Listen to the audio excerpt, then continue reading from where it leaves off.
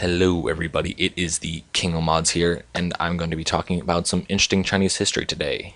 I'm going to be talking from the 14th century up until the start of the 20th century, covering the Ming and Qing dynasties.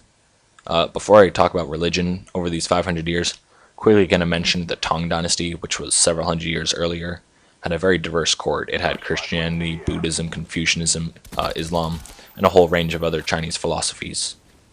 Okay, so now we're back in the 14th century, and we're going to talk about Matteo Ricci to start off with. Matteo Ricci was a very successful Portuguese Jesuit who worked in the Ming court because he was very able to appeal to the Confucian literati. He wrote a book called The True Meaning of the Lord of Heaven, in which he argues how similar Confucianism and Christianity were, comparing the god of Christianity to Tianxia, kind of the all-under-heaven supernatural force. And in here, he manages to win over a lot of possible converts, because he's arguing how similar they are. You can still believe in God, but still continue on your ancestor worship. So he was very compromising, which the Confucians appreciated. However, the other Christians did not like this so much, so eventually they got the Pope involved, and the Pope said, you know what, Ricci, you can't do that. You're being a fool. You can't compromise this much. And so he started off something called the Rights Controversy, in which the Pope officially stated that you cannot be a Christian if you continue on ancestor worship and that. So eventually the Chinese Emperor Kangxi, who was the longest reigning emperor of all time in China, Kangxi had to step in and expel the missionaries because they started causing a lot of trouble there. Speaking of Christianity causing trouble, we're now going to talk about the Taiping Rebellion in the 1850s. This started off because some guy called Hong Xiuquan, he thought he was some relation to Jesus, went around performing miracles and those sort of stuff, and kicked off this thing called the Taiping Rebellion, which killed 20 to 30 million people in 14 years. Largest single event that I'm aware of inside of a country which did not involve world wars, even though Taiping had more people die than World War One. So quickly, moving back now, Hong Xiuquan, he started talking about how this kind of salvation faith would save you.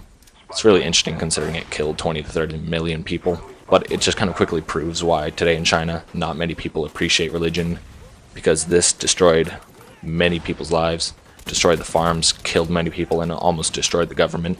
And speaking of governmental destruction, the Second Opium War was when England came in, reasserted their dominance purely to sell opium. Part of the Treaty of Tianjin was to legalize missionaries to travel across China, and this is the second wind of Christianity. It started off something called Rights Christians, where the converts weren't really converting because of faith. They were purely converting so they could get access to the food, because life was rough back then. And quickly speaking of this economic roughness, just going to move back now to the Ming Dynasty and talk about the Yongle Emperor. He was a great visionary. He built the Great Wall, and people always see the Great Wall as kind of one of the seven wonders of the world. Theoretically, you can see it from space, who knows? But it's interesting because the Great Wall was officially built way back in history, except the one that you always see in the postcards that people always imagine, that is Yonglu's Great Wall. And he also started off the encyclopedia, which was a massive undertaking. It's the standard repository of all knowledge back then. These are two massive projects. And also the Forbidden City was built during this time. And the Summer Palace was built later in the Qing Dynasty. But these are two great examples of how the West really affected China, because the courts of the rich emperors, they used to be filled with the intellectual people. They had the poets, the musicians, the calligraphers, all sorts of intellectual pursuits rather than just fancy buildings. However, once the age of exploration starts, the Europeans start coming in, they really start transforming into, let's have a really fancy palace to show how cool we are. We're now going to start talking about the Canton system and the Sohong merchants, the British East India Company. This is where the Europe countries got their foothold in China, started selling all the opium, which eventually led to the Opium War. when this guy called Commissioner Lin Zexu, he went around starting to destroy the opium.